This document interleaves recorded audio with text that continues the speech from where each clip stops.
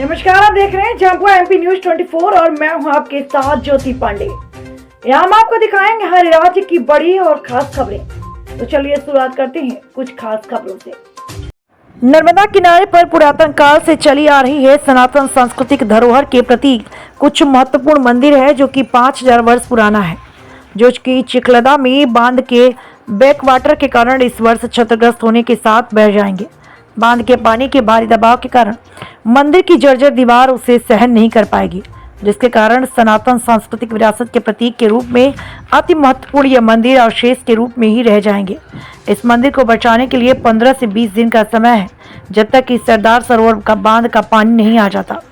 इस कार्य के लिए श्री अंबिका आश्रम बालीपुर धाम की संस्था की संध्या प्रशिक्षण विभाग के आचार्य श्री धीरेन्द्र पांडे जी के द्वारा 25 मई 2025 से चिखलदा कुक्षी में अंतिम सांस जल सत्याग्रह सतयुग में सप्त ऋषियों की तपस्या से प्रकट अग्निश्वर, रत्नेश्वर, नीलकंठेश्वर, हरेश्वर महादेव एवं 5000 वर्ष से अधिक प्राचीन तारकेश्वर हनुमान मंदिर बांध के बैकवाटर के कारण इस वर्ष बह जाएंगे। इन मंदिरों को बहुत छोटे खर्च में बाउंड्री वॉल बनवाकर बचाया जा सकता है। अब देखना होगा कि खबर चलने के बाद क्या असर होता है और क्या वाकई ही इन मंदिरों को बचाने के लिए कुछ किया जाता है या नहीं। संवाददाता झाबुआ एमपी न्यूज 24 इंदौर संभाग ब्यूरो भगवान मुजालदा।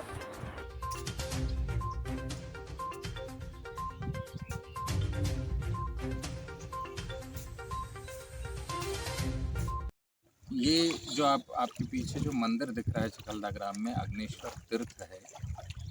यह बहुत सिद्ध मंदिर है, अति प्राचीन मंदिर है। इसकी अवस्था जीर्ण शीर्ण हो रही है और इसे संरक्षण करने की अति आवश्यकता है। अगर ये अगले 1 माह के अंदर यानी वर्षा के पहले अगर इसे संरक्षित नहीं किया गया तो पिछले 5-7 वर्षों में जो इसका क्षरण हुआ है वो बहुत व्यापक हुआ है।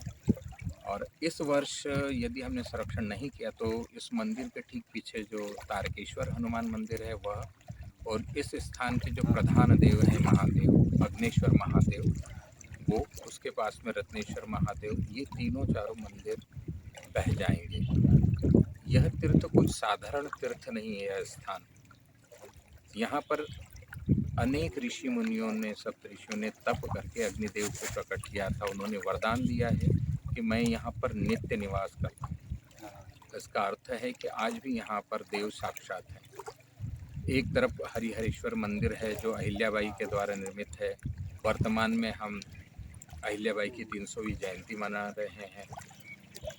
उनके द्वारा निर्मित मंदिर है। इसके पीछे साइड में नीलकंठेश्वर स्वयंभू महादेव है, उसके ठीक पीछे प्रधान देव अग्नेश्वर महादेव है, पीछे रत्नेश्वर महादेव है और तारकेश्वर हनुमान बहुत सिद्ध मंदिर है। इनका जो परकोटा है पिछले 7-8 वर्षों में बैक वाटर के प्रभाव के कारण वह धीरे धीरे क्षरण होता गया और अभी पिछले वर्ष बहुत ज़्यादा अंदर तक उसका प्रभाव पानी का देखा गया, जिसके कारण पश्चिम भाग की जो दीवार थी वो टूट गई।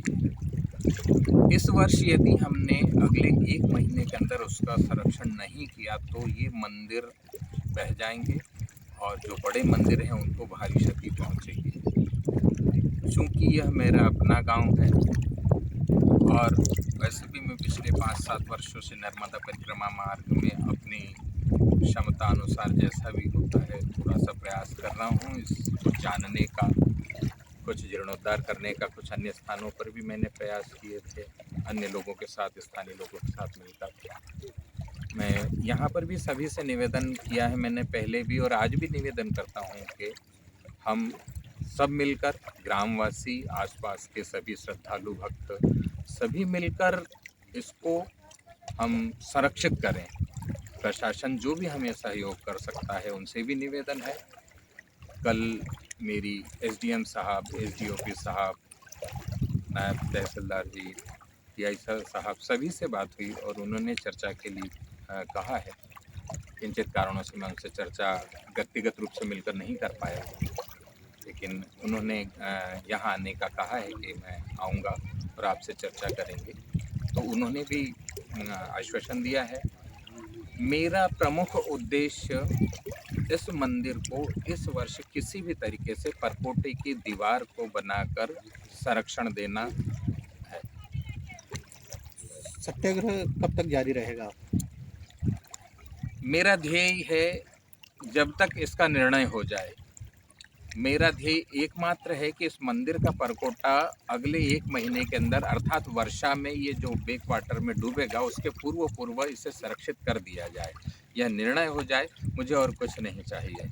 निर्णय हो जाए, काम चालू हो जाए। ऐसा नहीं, आश्वासन सभी देते हैं और ऐसा नहीं है कि सरकार की ओर से या ग्रामीण या किसी से कोई प्रयास नहीं हो रहे हैं, लेकिन समय लग रहा है।